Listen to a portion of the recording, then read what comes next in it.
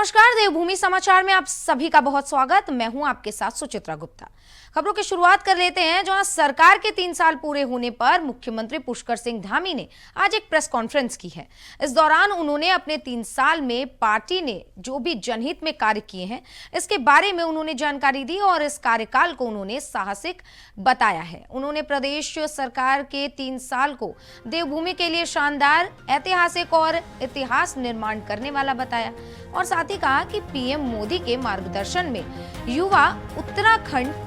युवा जो है मुख्यमंत्री की अच्छी सोच, मेहनत और दृढ़ शक्ति से तीव्रता से आगे बढ़ रहा है। हम कभी पीछे रहकर हमने काम नहीं किया। हमारा विश्वास इस पर रहा कि हम धरातल पर जाए, मौके पर जो भी स्थिति हो उस स्थिति का सामना करें और आपदा का कालखंड हो, संकट का कालखंड हो, कोई चुनौती हो, हमने प्रयास किया है कि हम अपने लोगों के बीच में खड़े हों और उनके हम प्रतिनिधि हैं, तो अपनों का जो नेतृत्व है वो अपनों के बीच में हो, अपनों के साथ हो। इस वर्ष पिछले वर्ष 2024 में हमने जहां केदार घाटी की आपदा का सामना किया, वहीं हमने टिहरी जनपद में घनसाली क्षेत्र में, गुत्तू क्षेत्र में 3 बार बड़ी आपदाओं का सामना हमें करना पड़ा और तीनों आपदाओं पर मैं स्वयं वहां पर पहुंचा। चाहे आज ट्रैफिक मैनेजमेंट हो, हम उस पर भी काम कर रहे हैं, जो चुनौतियां हमारे सामने आने वाली हैं। और अभी आप सबके बीच में आने से पहले मैं आज 4 विभागों की अलग अलग समीक्षा बैठकों पर जो गेम चेंजर योजनाएं हैं उन बैठकों को करने के बाद आपके बीच में आ रहा हूं। तो मैंने सभी विभागों से कहा है कि अपने विभाग की 3 से 5 तक गेम चेंजर योजनाएं वो प्रस्तुत करें। उस पर हमारा काम चल रहा है। हमारा फाइनेंस डिपार्टमेंट आज उसकी बड़ी समीक्षा थी, क्योंकि वर्ष का अंतिम दिन चल रहे हैं इस फाइनेंशियल ईयर के। तो कैसे और हम अच्छा जीएसटी कलेक्शन कर सकते हैं, कैसा हम राज्य के अंदर जो अगले 10 सालों में हमको जिन चुनौतियों का सामना करना है और जो हमारा पोटेंशियल है, जो हमारी क्षमता है, जो हमारे अवसर हैं, उन अवसरों को कैसे राज्य के हित में बदल सकते हैं, राज्यवासियों के लिए बदल सकते हैं। और हमारे प्रधानमंत्री जी का जो विजन है 2047 विकसित भारत का संकल्प, उस विकसित भारत के संकल्प के अनुरूप हम राज्य की कौन सी योजना, कौन से काम ऐसे कर सकते हैं कि हम उसमें अपना योगदान दें, उसके अनुरूप हम काम करें। उस पर हमारी सरकार पूरी तरह से काम कर रही है।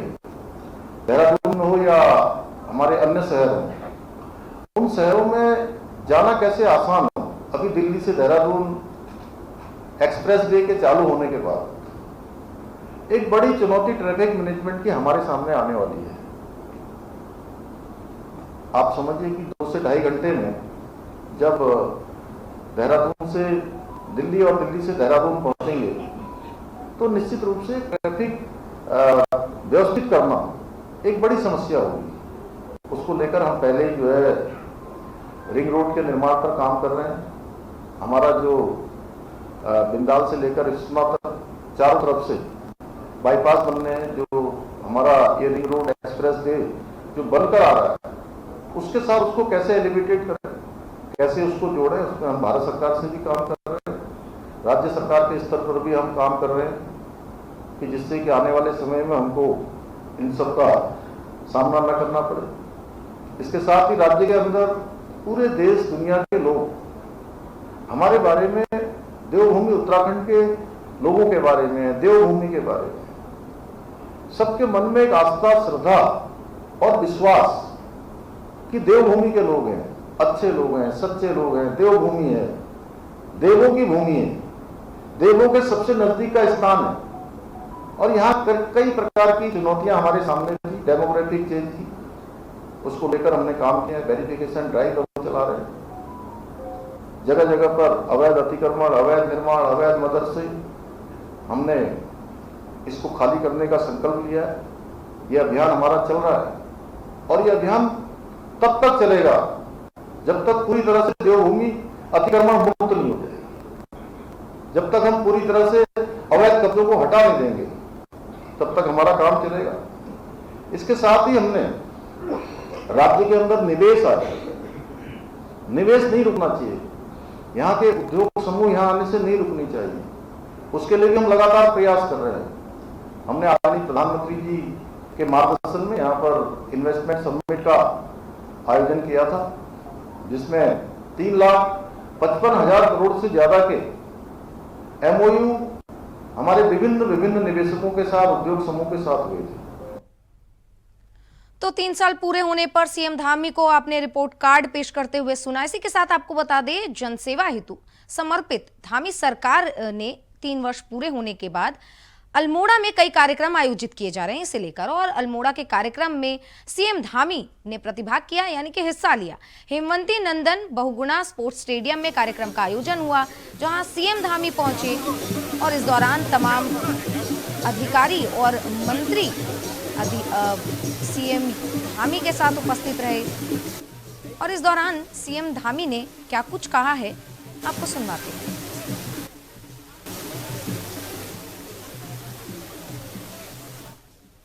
योजना और सीएम सौर स्वरोजगार जैसी अनेक योजनाओं के माध्यम से रोजगार को बढ़ावा देने का काम कर रहे हैं। इसके साथ ही मैं देख रहा था अभी यहाँ पर हमारी महिला स्वयं सहायता समूह की बहनों के द्वारा जो एक से एक अच्छे उत्पाद बनाए गए हैं, उनको भी सशक्त कराने का काम, उनको भी आगे बढ़ाने के लिए हमने हाउस ऑफ हिमालय ब्रांड के माध्यम से उनके उत्पादों को देश विदेश तक पहुंचाने का प्रयास भी हमने प्रारंभ किया है। मुझे बताते हुए अत्यंत प्रसन्नता हो रही है कि बहुत कम समय में हमने प्रदेश की 1 लाख से अधिक बहनों को लखपति दीदी बनाने में सफलता प्राप्त की है। इतना ही नहीं, एक और हमने जहां आदरणीय प्रधानमंत्री जी के मार्गदर्शन में ग्लोबल इन्वेस्टर समिट किया, G20 का आयोजन किया, अभूतपूर्व आयोजन किया, वहीं अभी हाल ही में आपके यहाँ भी मेजबानी का अवसर मिला। राष्ट्रीय खेलों का सफलतापूर्वक आयोजन और मेजबानी करके हमने उत्तराखंड को हर एक मामले में आगे बढ़ाने का काम किया है। आज यदि मैं अल्मोड़ा जनपद की बात करूं तो अल्मोड़ा में जहां एक और बेस अस्पताल, नए भवनों का निर्माण कार्य प्रगति पर है, वहीं जनता जनार्दन की मांग पर सोमेश्वर में 100 बेड की उप चिकित्सालय के प्रथम चरण में 50 बेड के अस्पताल का निर्माण भी किया जा चुका है। साथ ही गंभीर रोगियों की चिकित्सा हेतु 50 बेड वाले क्रिटिकल केयर ब्लॉक की स्थापना की जा रही है। इतना ही नहीं, लगभग 5 करोड़ रुपए की लागत से अल्मोड़ा महिला चिकित्सालय का अपग्रेडेशन का कार्य किया जा रहा है। वहीं दूसरी ओर प्रधानमंत्री ग्रामीण सड़क योजना के अंतर्गत पिछले 3 वर्षों में हमने अल्मोड़ा जनपद में 248 किलोमीटर सड़कों का निर्माण करने के साथ ही लोक निर्माण विभाग के अंतर्गत भी करोड़ों रुपए की लागत से अनेकों मोटर मार्गों का निर्माण एवं नवीनीकरण का कार्य किया है। इसी क्रम में 400 करोड़ रुपए की लागत से अल्मोड़ा पौड़ी गढ़वाल रुद्रप्रयाग को जोड़ने वाली सड़क का निर्माण करने के साथ ही 922 करोड़ रुपए की लागत से अल्मोड़ा बागेश्वर सड़क के चौड़ीकरण को मंजूरी दी है। इतना ही नहीं, उड़ान योजना के अंतर्गत प्रदेश के सभी प्रमुख शहरों को परस्पर जोड़ने के उद्देश्य से बृहद स्तर पर काम किया जा रहा है। इसके अंतर्गत अल्मोड़ा में भी पर्यटन को बढ़ावा देने और आवागमन को सुगम बनाने के लिए हेली सेवा प्रारंभ की गई है। तो अल्मोड़ा में आयोजित कार्यक्रम में सीएम धामी पहुंचे और उन्होंने अपने कार्यकाल के दौरान किए गए सारी उपलब्धियों को जनता के सामने रखा। इसी के साथ आपको बता दें कि राज्य भर में 3 साल पूरे होने पर कई कार्यक्रम आयोजित किए जा रहे हैं, जहां सरकार के कामकाज को जनता के बीच रखा जाएगा। इस पर उत्तराखंड मंडी परिषद के अध्यक्ष अनिल कपूर डब्बू ने धामी सरकार की जमकर सराहना की। उन्होंने कहा कि मुख्यमंत्री पुष्कर सिंह धामी के नेतृत्व में प्रदेश ने ऐतिहासिक बदलाव देखे हैं और सरकार जनहित में काम करने वाली सबसे बेहतरीन सरकार साबित हुई है। अनिल कपूर डब्बू ने विपक्ष पर निशाना भी साधा है। क्या कुछ कहा है, सुनिए। देखिए, 3 साल में देश की सर्वश्रेष्ठ सरकार गिनी जा रही है और बड़े काम, छोटे काम, आम जनता की समस्याएं सुलझाने के सारे कामों के लिए धामी सरकार और ऐसा मुख्यमंत्री न भूतो न भविष्य थी। सुबह 6 बजे से रात 12 बजे तक काम करने वाला मुख्यमंत्री देश को मिला है। बात की जाए यूसीसी से लेकर नकल कानूनों से लेकर संपत्ति में बच्चों की माता पिता के अधिकार से लेकर और भू कानून, मतलब कितने कानून ऐसे हैं कि जिनके बारे में अगर हम चर्चा करें तो फिर से खत्म नहीं होगी। और राष्ट्रीय खेलों का आपने देखा होगा हाल में कि पूरी दुनिया में तारीफ हुई। उत्तराखंड ने मेजबानी भी की और 7वें स्थान पर भी आया। यहाँ जो 22वें स्थान पर आता था। कितनी मेहनत के साथ काम किए जा रहे हैं। और 20,000 सरकारी नौकरियों में भर्ती की गई 3 साल के अंदर। तो इस प्रकार एक ऐतिहासिक काम किए जा रहे हैं और धामी सरकार बेमिसाल सरकार, इसको लेकर पार्टी के कार्यकर्ता जनता के बीच में जा रहे हैं। और निश्चित रूप से जनता ने हमें आशीर्वाद भी दिया है। आपने देखा होगा नगर निगमों के चुनाव में, जहाँ हम पिछली बार देहरादून 4,000 जीते, इस बार रुद्रपुर 12,000 थे, हरिद्वार हम हारे थे, इस बार 72,000 वोटों से जीते। तो जनता का आशीर्वाद भी सरकार को मिल रहा है। और विपक्ष खाली अफवाहें फैलाने के अलावा औंधे मुंह पड़ा है। उसके पास ना सोच है, ना विजन है, ना संगठन है। निराशा से, हताशा से भरा हुआ विपक्ष कुछ लोगों को भड़काने का प्रदेश में काम कर रहा है। जनता उनके मंसूबे कामयाब नहीं होने देगी। और 3 साल और बचे हुए 2 साल में निश्चित रूप से इतने ऐतिहासिक काम होंगे कि पिछली बार से हम 20 सीटें ज्यादा हम इस प्रदेश में जीतेंगे। तो वहीं सरकार के 3 साल पूरे होने पर कैबिनेट मंत्री रेखा आर्या ने कहा कि जिस तरीके से ऐतिहासिक फैसले करके ये 3 साल जनता को समर्पित किया गया है, ये कार्यकाल अपने आप में बेमिसाल है। साथ ही उन्होंने ये भी कहा कि अपने 25 साल की ओर उत्तराखंड बढ़ चुका है और हर दिन रजत जयंती के रूप में उत्सव मना रहा है। देश प्रदेश का खेल का सबसे बड़ा इवेंट राष्ट्रीय खेल सफलतापूर्वक संपन्न हुआ है। वहीं यूसीसी को लेकर उन्होंने कहा कि महिलाओं के अधिकार को सुरक्षित सीएम धामी ने किया है। यही कारण है कि ये 3 साल का कार्यकाल बीजेपी का और सीएम धामी का बेमिसाल रहा है। इसी के साथ कैबिनेट मंत्री ने और क्या कुछ कहा है, सुनाते हैं। देखिए, मैं समझती हूँ कि धामी जी के नेतृत्व में ये जो 3 वर्ष हम लोगों ने जन सेवा में जिस प्रकार से निर्णय करके, ऐतिहासिक निर्णय करके जनता को समर्पित किए हैं, ये कार्यकाल अपने आप में बेमिसाल कार्यकाल है। इसी कार्यकाल की एक खास बात ये कि हम अपने 25वें वर्ष की ओर हैं, या 25वें वर्ष में हम लगातार अपने रजत जयंती वर्ष को हर दिन उत्सव के रूप में मनाते हैं। तो इसी वर्ष में ये उपलब्धि है कि यहाँ पे राष्ट्रीय खेल हुए हैं। सबसे बड़ा प्रदेश का और देश का सबसे बड़ा खेल के क्षेत्र का इवेंट को सफलतम रूप से कराने का काम किया है। यूसीसी महिलाओं के लागू करते हुए महिलाओं के अधिकारों को सुरक्षित किया है। महिलाओं को यहाँ पे 30% का आरक्षण देकर महिलाओं के हितों को सुरक्षित करने का काम किया है। युवाओं को यहाँ पर सबसे अधिक रोजगार देने का काम किया है। धार्मिक स्थलों का चौतरफा विकास किया है।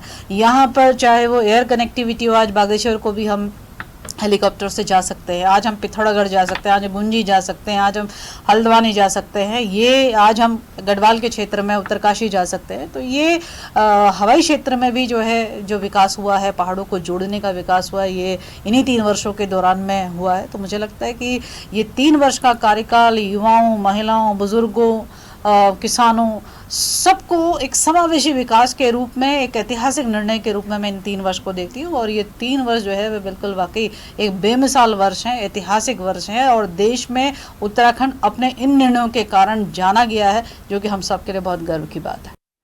तो लगातार धामी सरकार के 3 साल पूरे होने पर कैबिनेट मंत्री हो या विधायक हो, वो सभी सरकार के कामों को जनता के बीच ले जाने का काम कर रहे हैं। रुक कर लेंगे अगली खबर की ओर। धर्मनगरी हरिद्वार में अवैध मदरसों के खिलाफ कार्रवाई आज दूसरे दिन भी जारी रही। आपको बता दें, कल कार्रवाई हुई थी जिसमें 2 अवैध मदरसों को बंद किया गया था। वहीं देर शाम आज एसडीएम के नेतृत्व में लाल डांग में अलग अलग स्थानों पर 4 अवैध मदरसों को सील कर दिया गया। भारी पुलिस बल की उपस्थिति में प्रशासन ने यह कार्रवाई की। इन मदरसों के कागजात यानी कि डॉक्यूमेंटेशन की भी जांच की गई, तो मदरसा बोर्ड में रजिस्ट्रेशन नहीं पाया गया, जिसके बाद उसे सील कर दिया गया। आपको बता दें, और भी कई डॉक्यूमेंट्स की जब मांग प्रशासन के द्वारा की गई तो मदरसे के पास इसे लेकर कोई प्रॉपर डॉक्यूमेंट नहीं था, जिसके बाद प्रशासन ने कार्रवाई की। मान्यता के अनुसार अरबी तथा फारसी महोदय के निर्देशानुसार जो भी मदरसे हमारे विधि अनुसार नहीं चल रहे हैं, उनकी जांच करके उनके खिलाफ कार्रवाई की जा रही है। उनको मौके पर भी सील किया जा रहा है ताकि जिनके द्वारा पंजीकरण नहीं कराया गया उनके द्वारा विधिवत पंजीकरण कराया जाए, जो भी नियम शर्तें हैं उसको पूरा करते हुए। और पंजीकरण में जो भी शर्तें हैं, जो भी विधि अनुसार इनको दी गई हैं कि इनका पालन करा जाएगा, उनका सुनिश्चित करा जाएगा। तो सर क्या क्या अनियमितता पाई गई है जैसे मुख्य रूप देखिए, से? पंजीकरण नहीं पाया जा रहा बहुत जगह, तो मदरसा बोर्ड में पंजीकरण होना चाहिए या शिक्षा विभाग में होना चाहिए। और जैसे एक मदरसे में जहाँ हम लोग गए थे, वहाँ पे जो भी पंजीकरण की शर्तें थी कोई भी पूरी नहीं हो रही थी, इसलिए उसको मौके पर इसलिए बंद करा गया ताकि कोई भी अहित ना हो। तो वहीं उत्तराखंड के पूर्व मुख्यमंत्री हरीश रावत आज हरिद्वार के दौरे पर रहे, जहां सबसे पहले हरिद्वार में उन्होंने पार्षद सम्मान कार्यक्रम में हिस्सा लिया और उसके बाद उन्होंने अवैध मदरसों पर हो रही कार्रवाई को लेकर सरकार का घेराव किया। उत्तराखंड में लगातार अवैध मदरसों पर हो रही कार्रवाई को लेकर हरीश रावत ने कहा, जिन मदरसों पर कार्रवाई की जा रही है उन लोगों ने आवेदन रखा है। सवाल यह है कि मान्यता के लिए क्यों उन पर निर्णय नहीं लिया गया। जो बच्चे उन मदरसों में शिक्षा ले रहे हैं उनकी शिक्षा का क्या प्रबंध है। मदरसों को केवल राजनीति के कारण बंद करना ठीक नहीं है। तो ऐसा सवाल हरीश रावत ने सरकार पर उठाया है।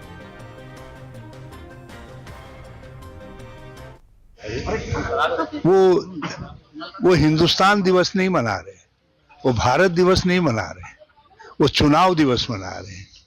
और उनके नीति है यूज एंड थ्रो का, आज यूज कर लेंगे। आप देखिए तो मोदी जी ने बिहार में पहले जब चुनाव में गए थे कई हजार करोड़ की घोषणा की, और जब अनुकूल रिजल्ट नहीं आए तो फिर भूल गए। इस सभी राज्यों में यही हाल है। तो केवल वो जो है चुनाव, इसलिए वो बिहार दिवस नहीं मना रही है, चुनाव दिवस मना रही है, ठगो दिवस। तो सुना आपने कि पूर्व मुख्यमंत्री हरीश रावत ने अवैध मदरसों पर कार्रवाई को लेकर सरकार से सवाल कर दिए हैं। देखना होगा कि इस पे आगे क्या होता है।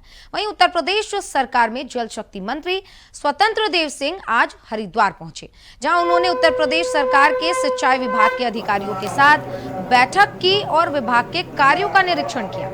इस मौके पर उन्होंने कहा कि रबी फसलों के सीजन में किसानों को पानी की कमी न रहे, इसके लिए हरिद्वार, कालागढ़ और बुलंदशहर में निरीक्षण के लिए निकले हैं वो। और वहीं बिहार दिवस पर कांग्रेस और सपा द्वारा सवाल उठाए जाने पर उन्होंने कहा है कि वे तो बहुत जब सत्ता में आते हैं तब भ्रष्टाचार करते हैं, वहीं बीजेपी अंतिम व्यक्ति तक विकासी योजनाओं को पहुंचाने का काम करती है।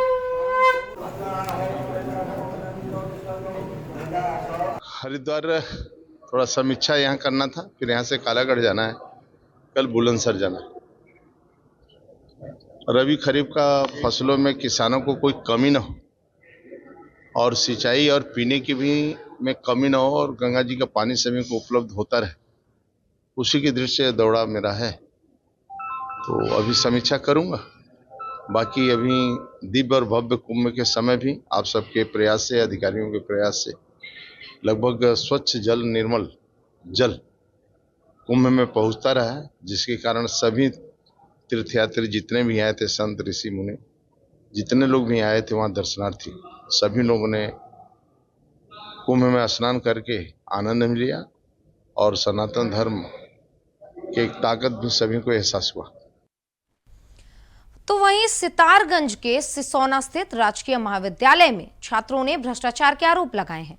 पूर्व छात्र संघ सचिव तुषार शर्मा ने आरटीआई के माध्यम से मीडिया के सामने ये खुलासा किया। आपको बता दें, महाविद्यालय में हुए कार्यों में लगाए गए सामान की पेमेंट दुकानदार को कई गुना अधिक मात्रा में की गई है और अधिकांश सामान मार्केट रेट से कई गुना ज्यादा दाम पर खरीदे भी गए हैं। उन्होंने कहा कि इस मामले को प्राचार्य के सामने भी रखा गया है और बिलिंग के सामान में संख्या जो गलत हुई है इसके बारे में उन्हें जानकारी दी गई है। वहीं दुकानदार ने जीएसटी बिल दिए हैं, दुकानदार ने रेट लिखे हैं और रेट के आधार पर ही पेमेंट किया गया है। 11 पाइप की जगह 22 पाइप की पेमेंट हुई है। वहीं छात्रों का ये भी कहना है कि इस भ्रष्टाचार का उच्च अधिकारियों से मिलकर खुलासा किया जाए। 108 रुपए का एक पीस इन्होंने बिल की प्रतिलिपि बनाई है, इनके द्वारा जो ये दी जा रही है। उसके बाद गिनाए हैं इनका जो रजिस्टर है। एक चीज और है, इनका जो इन्होंने जो रजिस्टर में जो साइन कराए हैं टीचर की जो पूरी कमेटी होती है, 11 पाइप के कराए हैं। बिल है 22 पाइप का और 11 पाइप में से 5 पाइप लगे, 6 पाइप वो भी गायब है। 6 पाइप वो भी गायब है इनको कोई पता नहीं है। ये कह रहे हैं मेरे को सामान लाके दिया, बचा हुआ है और इन्होंने बिना चेक करे वो सामान भी रख लिया। अगर इनको कोई गलत चीज दे जाएगा उस पन्नी के अंदर तो ये उसको भी रख लेंगे। इस बिल के अंदर आप सबको भी ये पता होगा कि अगर कोई यहाँ पर प्लम्बर ठीक करना आ रहा है तो इसके अंदर सर्विस चार्ज होना चाहिए। उसका कोई भी सर्विस चार्ज इसके अंदर नहीं लिखा गया। क्या उसने फ्री में आके ठीक कर दिया यहाँ पे?